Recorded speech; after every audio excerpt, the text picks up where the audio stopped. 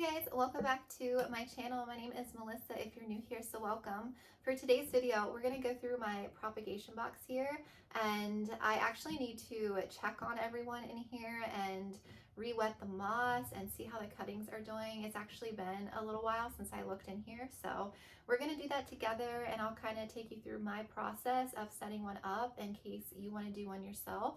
And I love this prop box, you guys. Everything does amazing in here. And I highly recommend, if you don't have one yet, to get one started. And yeah, I actually want to make another one, so I'll probably do that in the spring once I start propagating some more. But yeah, I will take you through my process and what I do, and yeah, we'll do it together here. All right, so before we get started, I wanted to talk to you a little bit more about a propagation box and why I recommend using one versus like just doing water propagation.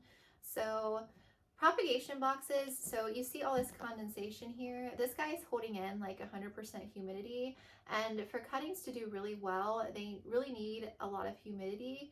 And I give this guy really bright light and it just does its thing. It's like its own little ecosystem. I don't have to open it up, I don't have to air it out or anything. And I can keep this closed for weeks and not check on it. And because mine gets so much bright light that the moss does tend to dry out, like every month I'll have to re-wet the moss, and we're kind of at that point. So that's what I'll take you through today. But I want to talk a little bit more too about why I prefer sphagnum moss over water. And if you think about sphagnum moss, the moss is more breathable and it allows more air to get to the roots. So if you take cuttings coming from moss into soil, they're used to having more aeration, so they actually will do better transitioning to soil, in my opinion. So I definitely prefer sphagnum moss over water. I still use water, but my cuttings coming from water, I just have to kind of treat a little bit more closely and keep the soil a little bit more wet. And sometimes I lose cuttings coming from water than sphagnum moss. So I definitely prefer sphagnum moss over water. So if you want to give moss a go in a propagation box, I highly recommend it. Okay, so this is my propagation box here. I am going to unlatch this guy and open him up. Now this guy has a lot of condensation, so it is going to drip everywhere. So yes. And the smell of a propagation box, you guys, it smells like a rainforest. It smells so good. I just love my propagation box. And I'll kind of give you an overview of what's in here. I have all sorts of stuff propagating. Some of these guys I've had in here for a really long time, and others I put in here not that long ago. But the moss is drying out a bit if you feel it. And I'll talk to you more about sphagnum moss and the water consistency, because I think that's the most important thing with a propagation box, because I get questions about other people saying that they get mold in their propagation box, and I'll kind of tell you what I do with the moss that works the best so that you prevent getting mold in your propagation box. So I'll give you a little overview of what's in here. I have some Philodendron brandtianum cuttings. I chopped my plant up because it wasn't doing well, so I am rerooting these guys, and I haven't checked on them since I put them in here, so I'm going to see if they have roots. I have a Syngonium albo cutting here. This is a Scindapsus jade satin. This guy is having a really hard time rooting, so I recently chopped up his node a bit, and I'm going to see if that will promote root growth. I have some Scindapsus exotica in here rooting. I have some neon pothos here. This is some Cebu blue. I'm going to put these on a moss pole. And I have some regular heartleaf heteroecium or philodendron here. I have a couple Florida Ghost. I took cuttings off of my plant, and I have a couple wet sticks here that are rooting, and I'll show you those.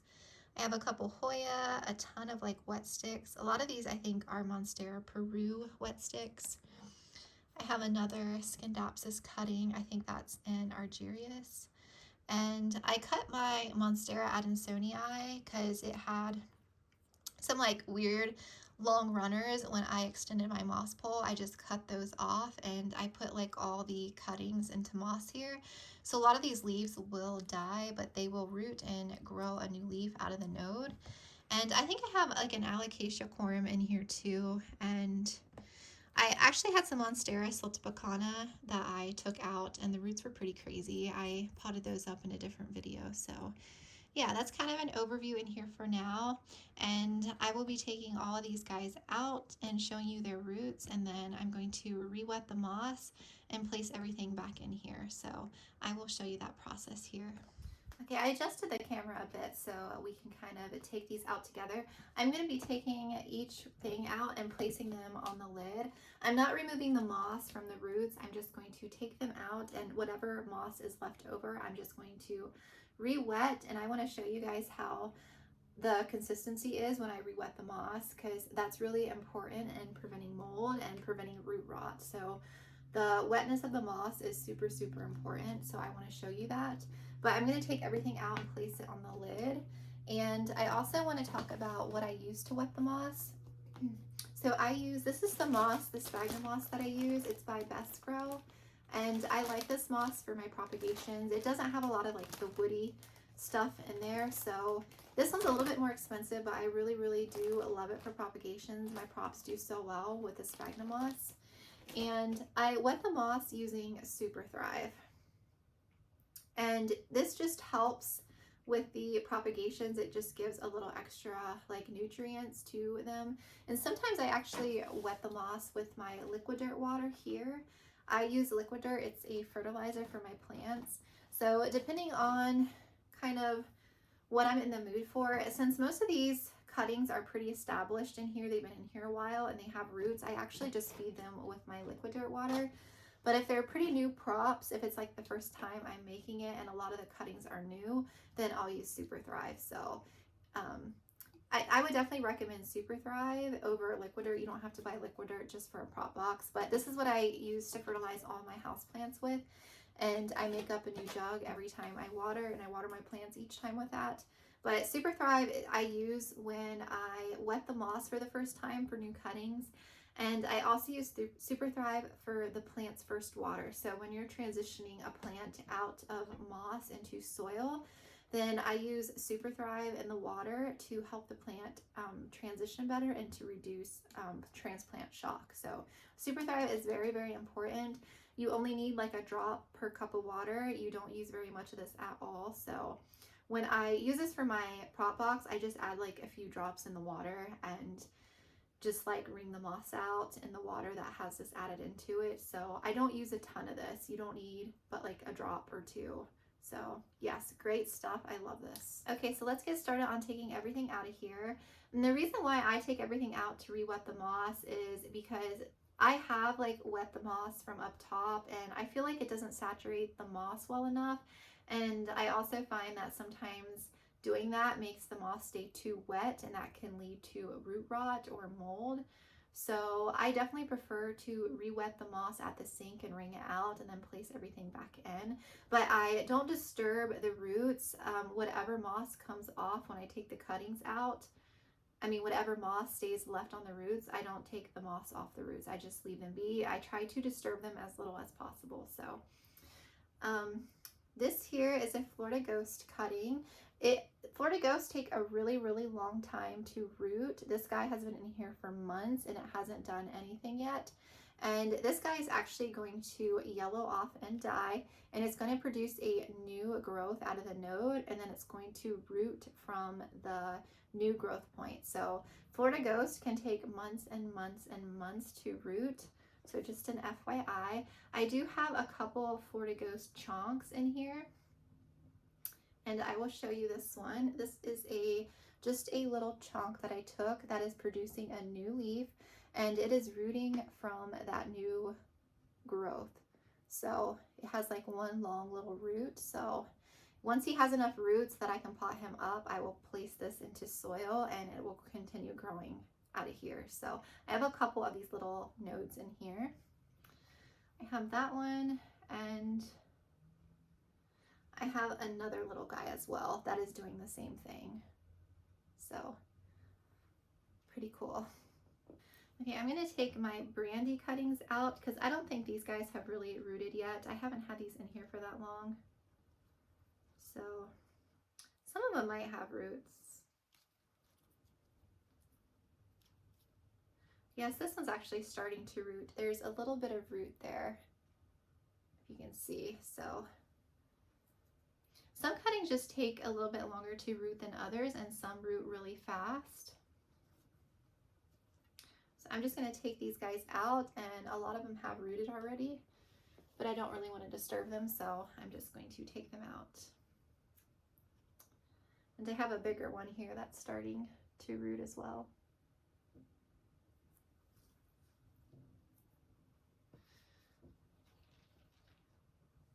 Oh my goodness.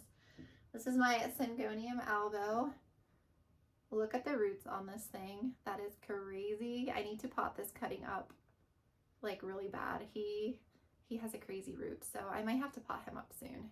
But I'm gonna leave him back in here for now. All right, I have my Scindapsus exotica is just barely starting to root. So once he has enough roots, I'm gonna pot him back into my big pot. And I have another Scindapsus one here. Oh my goodness. Oh my God. I cannot believe this rooted. I chopped this guy because it wasn't giving me any roots, and he has rooted now. So chopping this wet stick has promoted root growth on this Scindapsus. You guys, I've had this cutting in here for like 6 or 7 months and nothing happened. And since I chopped this, there was like multiple nodes since I chopped this, it is now rooting. I cannot believe that. I don't know where the other little wet sticks went now. They're in there somewhere, but this makes me so happy. That is crazy. Okay, and I have a ton of neon pothos. Pothos and philodendron just root so well in moss, you guys. Like, look at these roots on my neon pothos. They are crazy long.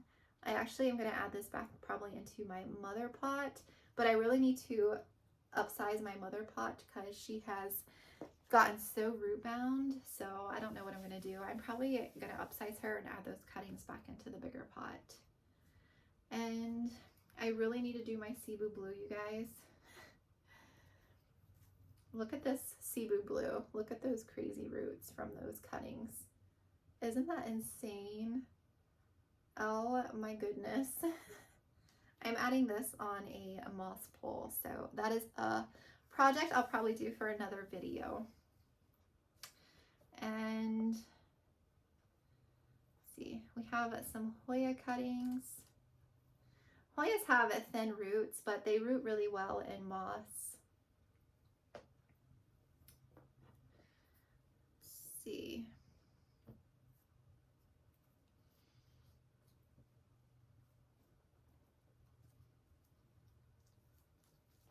Crazy. These are all my Hartley philodendron, just a ton of crazy roots. I'm spilling moss everywhere. I think all of my Monstera adansonii cuttings are rooting, just like everything is doing so well. Some of these guys aren't rooted, but some are. And it really just depends on the plant and the cutting. Some cuttings will root really fast and others will just take a while. Like, I put cuttings in here at the same time of the same plant, and others root really fast and others just take a while. There's like not a reason for it, just some perform way better than others. Like all these Monstera adansonii, like some of them have crazy long roots and others don't have any roots at all. So it's just random. So some just take longer. So if you have propagations in moss and it's just taking a really long time, just keep in mind some cuttings just take a while, but don't give up on them. They'll eventually root for you. And maybe chopping up if it has multiple nodes, chop them up individually, and that will help promote root growth. Because of that Scindapsus, I definitely wished I had chopped that up sooner. All right, and then I think I just have other like little wet sticks in here. I'm honestly not really sure. A lot of these were just wet sticks that I threw in here and they're growing, so I don't even know what some of these are. Maybe Monstera siltepecana or Monstera adansonii or Cebu blue. I have some Monstera peru wet sticks in here too. Like all kinds of this is Monstera peru here. This is a wet stick that is rooting, and it looks like it's putting out a new growth up top. So Monstera peru take a long time to root. Here's another one that's growing. I'll probably make another pot of Monstera, Peru. Here's a little wet stick that I have no idea what that is. It's rooting and it's producing a new growth up top. So if you ever cut your plants, like don't throw away these little wet sticks in between like each node, because as long as it has a node, you will get root growth and a new leaf from it. So don't throw them away. I just throw everything in here and they just root. It may take a while, but it'll get there. Like I have all kinds of wet sticks in here. So yeah, I just kind of go through and take everything out. Sometimes I find some cuttings and stuff hiding down in the moss when I go to re-wet it. So it is interesting sometimes what I find. It's like a little surprise sometimes. Oh, here's my Alocasia corm. I need to pot this guy up too. I'll show you that corm that has rooted and produced a new little leaf. I think this is a Alocasia maharani. I think I had repotted it and found a corm. So this guy has been in here, so I probably need to pot this guy up soon too.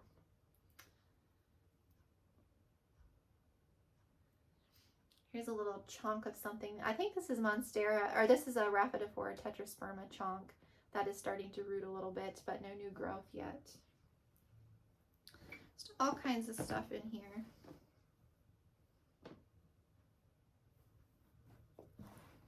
So yes, this moss has dried out quite a bit. Here's another corm. This one hasn't done anything yet.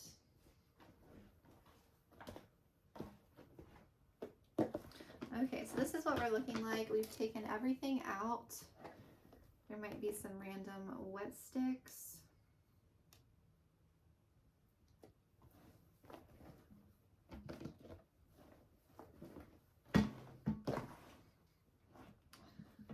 Another little guy.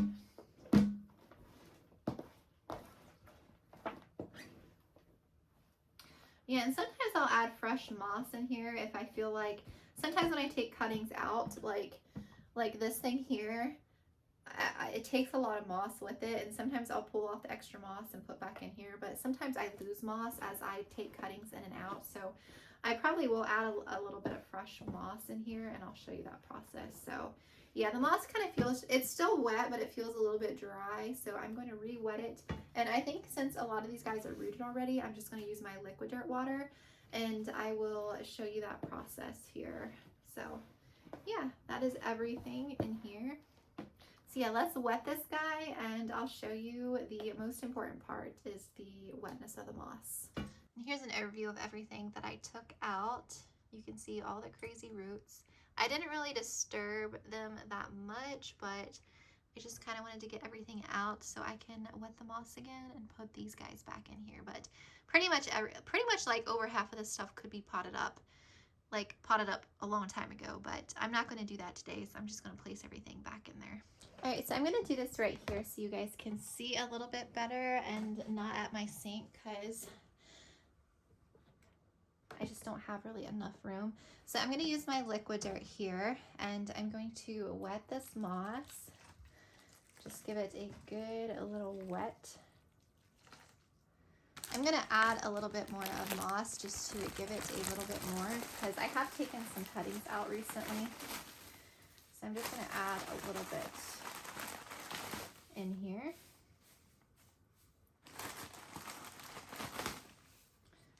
Should be good.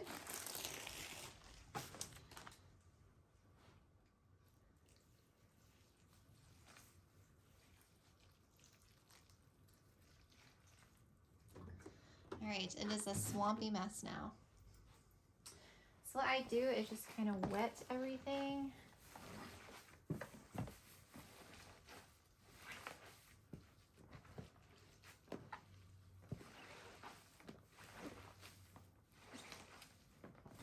You want it completely saturated through, but you're going to wring it out until you can't wring out any more water. That is the secret. You don't want really any wetness still in the moss.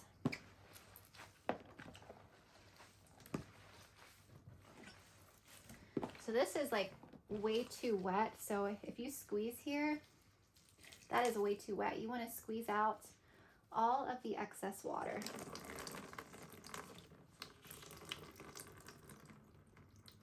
Till you can't squeeze anymore. So this is like the consistency that you want here. You want to like squeeze it and no more water rings out. So that's what I'm going to be doing with all of this moss. And sometimes this moss gets algae just because it's in so much bright light, which is totally fine. And in small amounts, the algae won't hurt anything.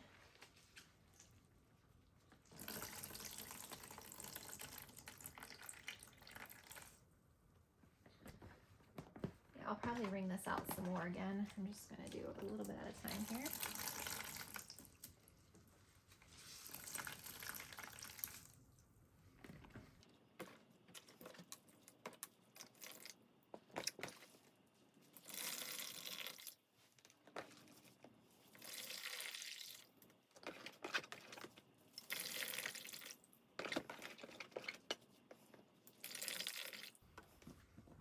You want to wring out most of the water. You don't want this to be too wet.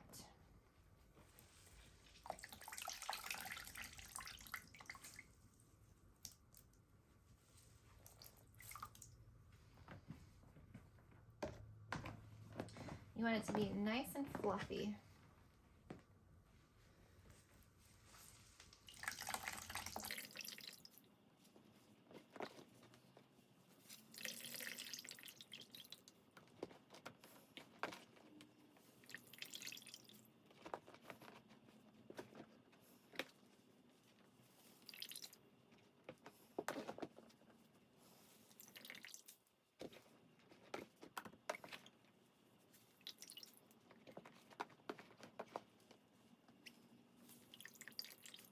All right, so I think we're about good.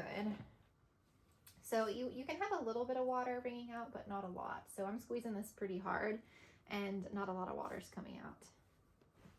So you just want it to be nice and fluffy. You want it to be wet, but not damp. And you want to wring most of the water out. That's the important thing. So this looks good.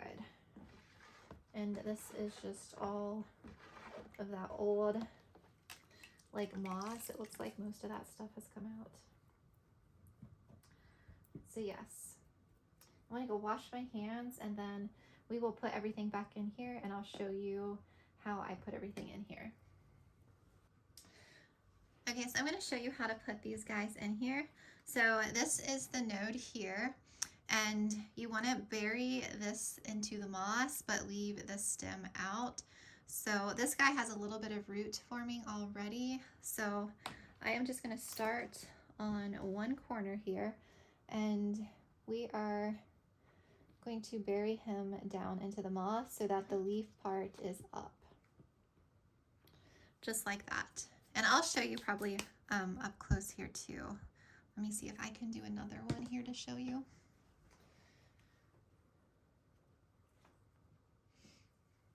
So again, this guy doesn't have any roots yet, so I'm going to bury this whole thing down into the moss. And I will show you up close here kind of what I'm doing. So you want to bury this guy down into the moss and cover up that node so that the stem is out. And so your moss isn't too wet, so it's not going to rot if you give it enough light, but you want the roots covered in moss so that they can grow into the moss, just like that. These are all my neon pothos here. So the ones that have roots, I'm just going to bury them down into the moss already and kind of cover them back up.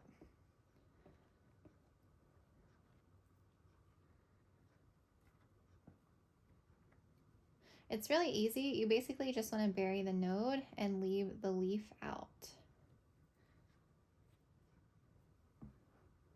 And I put a lot of cuttings in here, you know, as many as I can since this is my only propagation box, but as the roots grow, they will overtake the box, so keep that in mind. You probably want to pot things up once they get enough roots. Okay, I'm putting all these brandy cuttings in here next.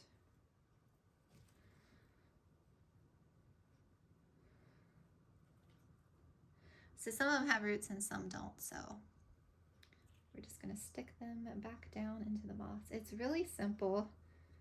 There's really nothing to it. Like, the propagation box does the job itself. And I'll show you where I keep this downstairs. I keep this in front of my south patio window, so it gets lots of bright light during the day, because that is a key with a propagation box, is bright light. And I'll kind of highlight at the end everything too, just some key points to keep in mind.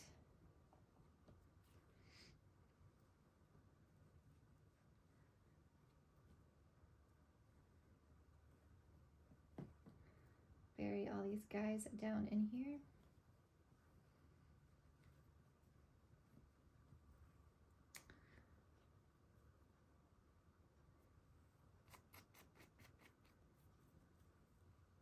Crazy Cebu blue. I really need to get this guy on a moss pole soon.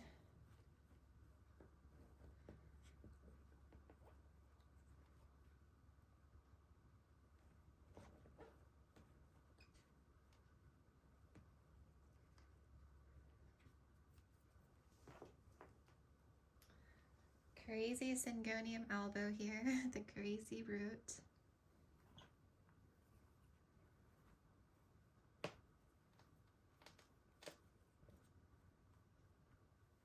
And so once these are all in here, that is it. That's all you have to do. I just put them back in front of my south window, and that is it. I won't have to check on these guys or open it up for like a whole month.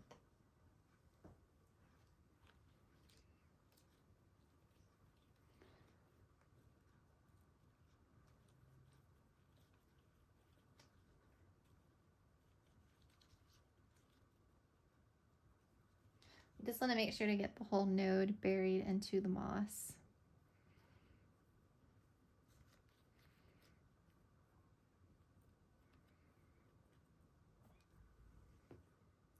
Oops, here's another brandy cutting.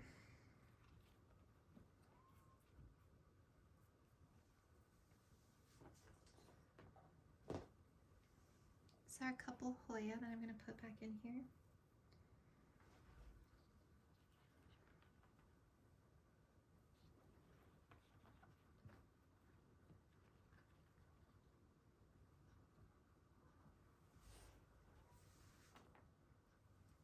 Another Scindapsus. We'll put that with the other one. These are my Florida Ghost chunks again, and I'm going to put this with the other Florida Ghost here so I can keep them together.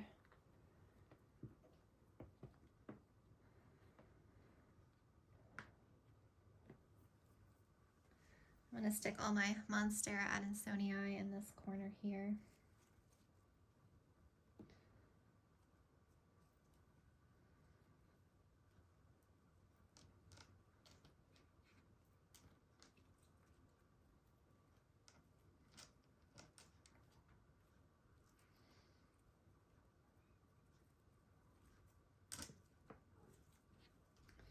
Yeah, I love just looking at the roots. It's just crazy how amazing my propagations do in a prop box. I just put everything in moss now. And I love water roots still. I still use water to propagate, but there's nothing like spagmoss to get the roots going.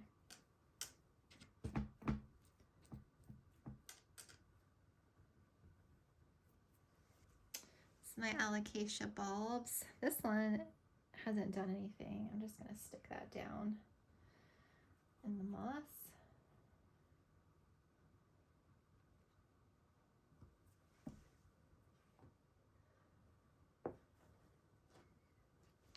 And then all that's left is my random nodes and wet sticks. So I'm just going to throw those back in there.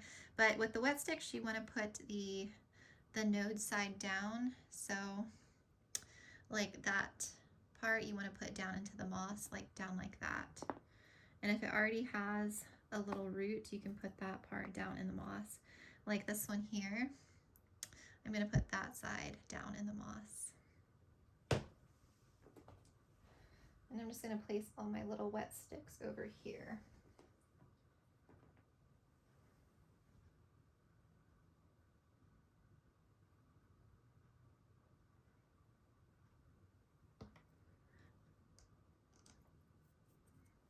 I'll take you up close so you can see what I'm doing with the wet sticks.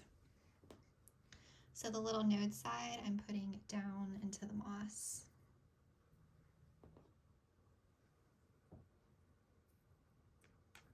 I'm just kind of laying them right on top.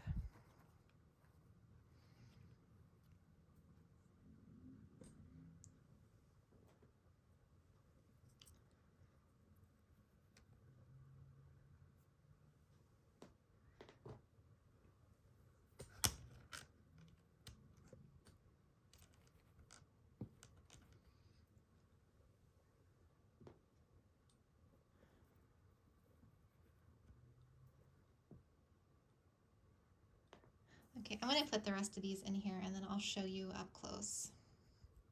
Alright, so this is everything all back in here.